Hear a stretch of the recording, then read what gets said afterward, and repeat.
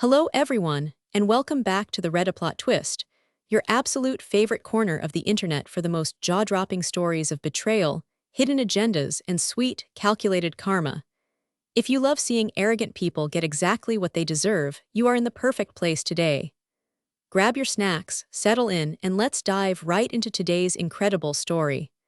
For 7 long years, my life could be summarized in 3 words: Reddiplot Doré. It was a high-end, fine dining restaurant that I had practically built with my own bare hands, sweat, and tears. When the owner, Arthur Pendleton, first hired me as a young, ambitious sous chef, the restaurant was bleeding cash, struggling to fill tables, and on the verge of bankruptcy. I changed everything. I threw away his outdated, uninspired menu and spent months sleeplessly crafting a revolutionary culinary experience. I combined modern, molecular gastronomy with deep, nostalgic flavors. My hard work paid off massively. Within 3 years, we secured our first Michelin star. By year 5, the second arrived. And just 6 months ago, we achieved the holy grail of the culinary world, our 3rd Michelin star. Reddiplot Doré became the hottest spot in the city. Booking a table required a 3-month waiting list, and celebrities, politicians, and billionaires flocked to taste my signature dish, a slow-braised, wine-infused duck breast with a smoked cherry reduction that food critics called a literal masterpiece. I sacrificed everything for that kitchen. I missed my sister's wedding, went through a painful breakup because I was working 14-hour days, and ruined my health standing on my feet until my joints throbbed. But I didn't care, because Arthur had promised me that once the 3rd star was secured, I would be given a 20% equity stake in the business. I trusted his word. After all, we had built an empire together, or so I thought. The nightmare began on a rainy Tuesday morning. Arthur called me into his luxurious top-floor office. Sitting next to him on the leather sofa was Chloe, a 24-year-old self-proclaimed social media influencer and lifestyle guru whom Arthur had started dating a few months prior. Arthur didn't look me in the eye as I sat down. Instead, he cleared his throat and slid a sleek manila folder across the mahogany desk. "Elena," he began, his voice cold and corporate. "First of all, we want to thank you for your services over the years. You've been a wonderful asset to Reddiplot Doré.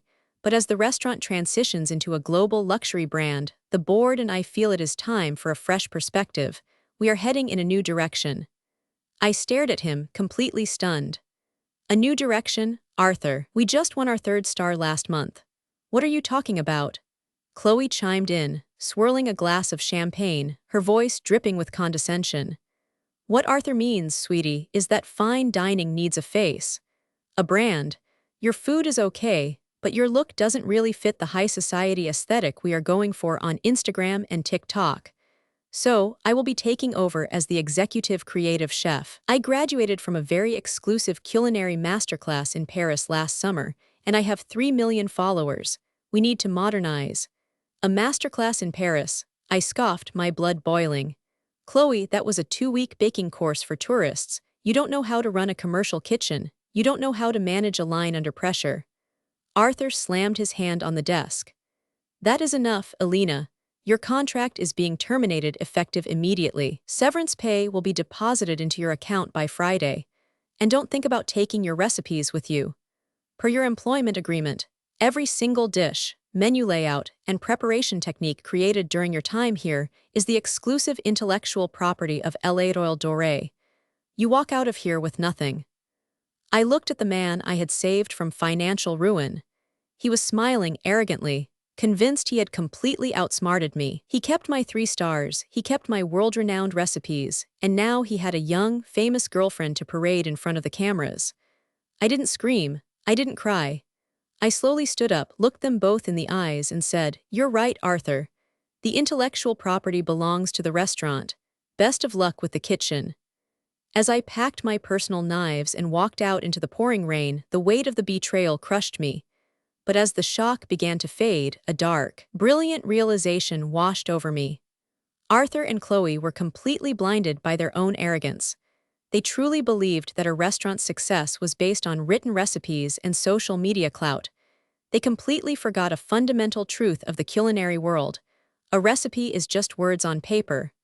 The magic is in the execution, the technique, the palate, and the fierce loyalty of the kitchen staff. The very next day, my phone started blowing up. My executive sous chef, Marcus, along with my two best line cooks and the head pastry chef, called me in a panic. Chloe had entered the kitchen trying to change my signature sauces to make them more aesthetic and vegan-friendly, throwing the entire staff into chaos. "Chef, she doesn't even know how to properly hold a French knife," Marcus whispered over the phone, sounding terrified. She yelled at the prep cooks because the onions made her cry. "What do we do?" "Quietly hand in your 2-week notices," I instructed them, a sinister plan forming in my mind. "Don't cause a scene, just walk away legally. I have a project and I need the best team in the city." I took every single penny of my savings, along with the severance money Arthur had reluctantly sent, and contacted a close friend who owned a commercial vehicle customization shop. Within 10 days, I acquired a massive, state-of-the-art industrial food truck. It was sleek, painted in a matte charcoal black, and equipped with a professional-grade grill, burners, and refrigeration system. I named it the Renegade. My plan was timed with absolute surgical precision. The biggest culinary event of the decade was happening in exactly 3 weeks. Julian Vance, the most ruthless, feared, and influential food critic in the world, was coming to the city. Julian's reviews were legendary. A positive review from him could cement a restaurant's legacy for a generation. A negative one could completely destroy a multi-million-dollar business overnight. He had already announced on his public column that his main stop would be L'Etoile Dorée to see if our new third Michelin star was truly earned. Arthur and Chloe were heavily promoting his upcoming visit on social media. They were charging a staggering $500 per plate for the exclusive Critics Gala night. Chloe was posting videos of herself holding truffles, bragging about how she was going to dazzle Julian Vance with her reimagined classic menu. She had no idea what was coming. The night of the gala arrived. The street in front of L'Etoile Dorée was lined with valet parkers, red carpets, and paparazzi. The city's elite arrived in luxury cars, dressed in tuxedos and evening gowns, all eager to witness Julian Vance's review. At exactly 6:00 p.m., just as the restaurant doors opened, a loud, roaring engine echoed down the street. The Renegade food truck pulled up, parking directly on the public curb right across the street, directly facing the grand entrance of L'Etoile Dorée. Because it was a public parking zone, and I had legally obtained a premium city street vending permit, the restaurant's security guards could do absolutely nothing to move us. Marcus, my line cooks, and I stepped out of the truck, wearing our pristine white chef coats. We turned on the truck's industrial exhaust fans, and within minutes, the intoxicating, heavenly aroma of slow-braised wine-infused duck breast and smoked cherry reduction began wafting heavily across the street, completely enveloping the red carpet. We placed a massive, elegant chalkboard sign next to the truck. It read, "The Real 3-Star Experience. Same chef. Same iconic menu, no dress code, no 3-month waiting list. $25 a plate." The wealthy guests waiting in line outside L'Etoile Dorée began sniffing the air. The smell coming from our truck was undeniably spectacular. It was the exact smell that had made the restaurant famous in the first place. People in line started whispering, pointing at our truck, and pulling out their phones to take videos. Arthur rushed out of the restaurant's front doors, his face completely purple with rage, followed closely by Chloe, who was hyperventilating. He marched across the street and slammed his hand against the side of my truck. "Elena, what the hell is the meaning of this?" Arthur screamed, spit flying from his mouth. "You are violating our non-compete. You are stealing my customers. I will sue you for every single cent you have." I looked down at him from the truck's service window, completely unfazed, calmly flipping a perfectly seared piece of duck. "There is no violation, Arthur. My non-compete specifies I cannot work for or open a brick-and-mortar restaurant within a 5-mile radius. This is a mobile food truck. It's completely legal. And as for the recipes, I'm not using your written text. I'm cooking from my own memory, using my own hands. Good luck with your gala." Just then, a sleek black town car pulled up to the curb. The door opened, and out stepped Julian Vance. He adjusted his glasses, looked at the chaotic scene, and immediately caught the rich scent of my cooking in the air. Arthur completely ignored me and ran toward Julian, put on a fake corporate smile, and bowed. "Mr. Vance, welcome to El Royal Doré. We have an exquisite, reservation-only table waiting for you. Chef Chloe has prepared a breathtaking modern menu." Julian Vance looked at Arthur, then looked across the street at me standing in the food truck, and then read my chalkboard sign. A sharp, amused smile crossed the critic's face. He knew exactly who I was, and he knew the entire backstory of my sudden firing. "Tell me, Arthur," Julian said, his voice carrying across the quieted crowd. "Is it true that your entire kitchen staff resigned last week?" Arthur stammered, his confidence instantly evaporating. "Well, we brought in an entirely new, highly qualified team, Mr.